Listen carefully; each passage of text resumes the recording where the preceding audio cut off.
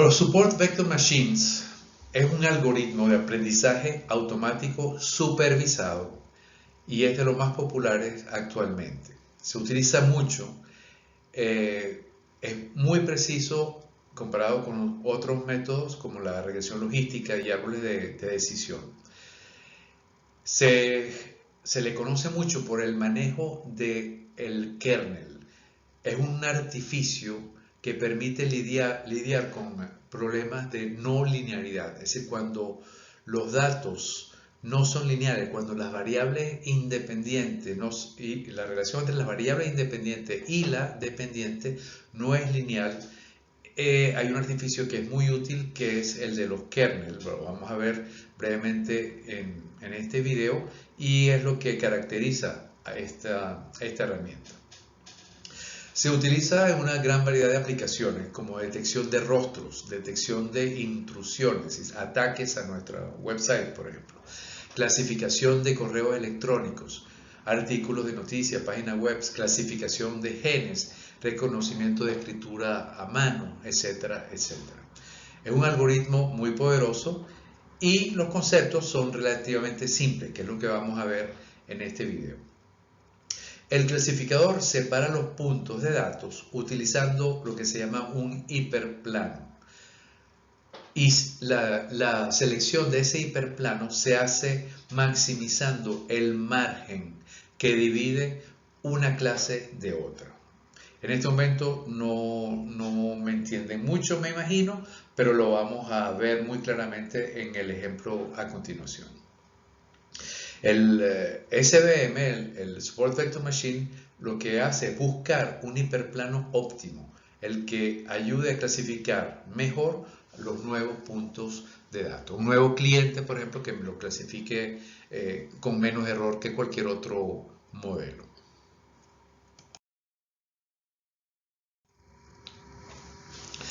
¿Cómo funciona? Veamos aquí un ejemplo muy sencillo. Tenemos dos clases.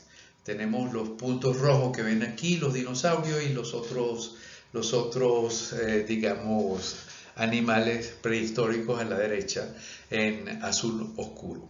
La idea es conseguir un plano o un hiperplano, que es un espacio de dos dimensiones, una recta, que separe lo mejor posible las dos clases. Yo quiero dividir estas dos clases lo mejor posible. Entonces la primera línea morada que vemos acá, divide las dos clases. Pero también esta otra a la derecha también las divide. Y esta tercera también. Entonces, ¿cuál es la mejor? ¿Cuál es la que, digamos, maximiza las probabilidades o la precisión de clasificación de este algoritmo?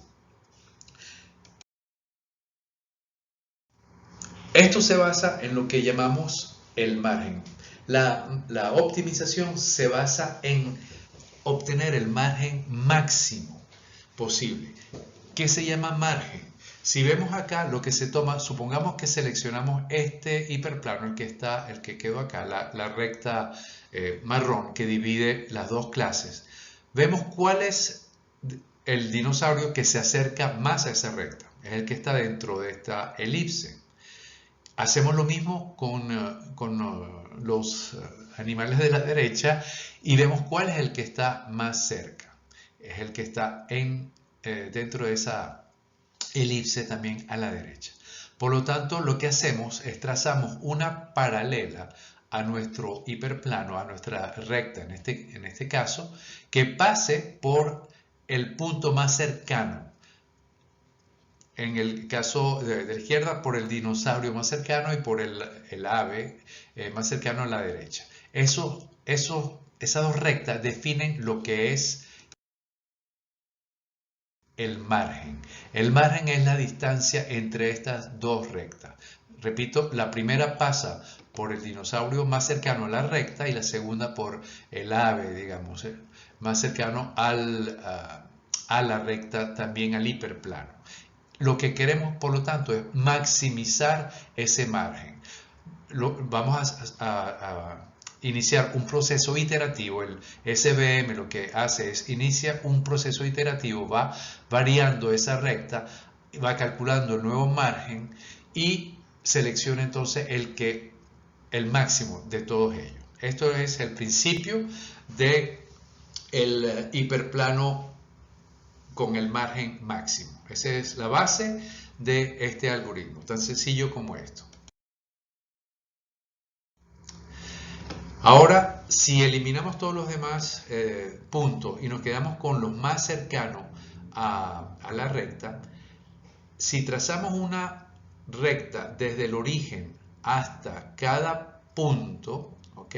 Hasta el punto de la clase 1 y el punto de la clase 2, obtenemos lo que se llama vector. Vamos a tener un vector 1 y un vector 2. Estos son los vectores de soporte de este algoritmo, con estos datos para este modelo. ¿Ok? Por eso se llama el algoritmo máquina de vector de soporte. Esto es lo que da origen al nombre.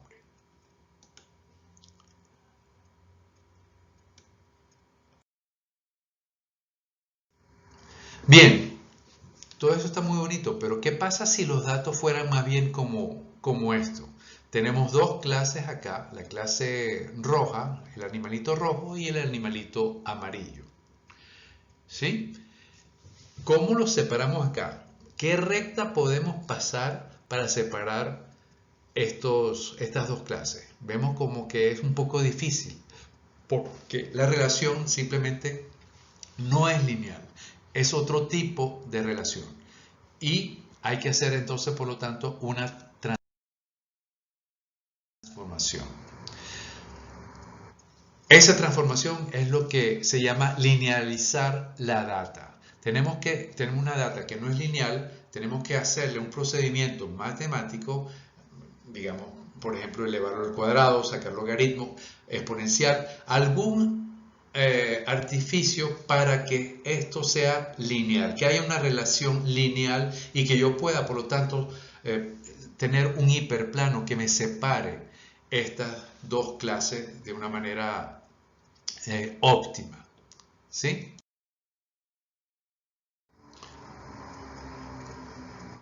Y es precisamente eso lo que hace el kernel. Transforma una función o unas relaciones de datos no lineales a una relación lineal. Y por lo tanto podemos repetir lo descrito anteriormente, el algoritmo descrito anteriormente con unos datos que sí son lineales.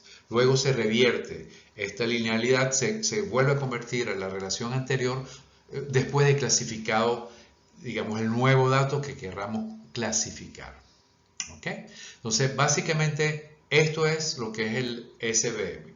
Buscamos un hiperplano que maximice el margen entre las dos clases. Eso funciona muy bien y es muy fácil cuando la relación es lineal. Pero también funciona cuando no es lineal utilizando estos kernels. Este es un artificio totalmente válido y que funciona muy bien y que permite que sea bastante preciso este método también para clasificar y también para hacer regresiones. Estos clasificadores SVM ofrecen una muy buena precisión, sobre todo en caso de datos con una relación lineal entre los independientes y la dependiente. También funciona, como lo vimos, en casos no lineales, pero funciona mejor en los lineales. Obviamente funciona mejor cuando el margen es más grande. Cuando tenemos un margen claro, bien definido de separación, funciona mucho mejor.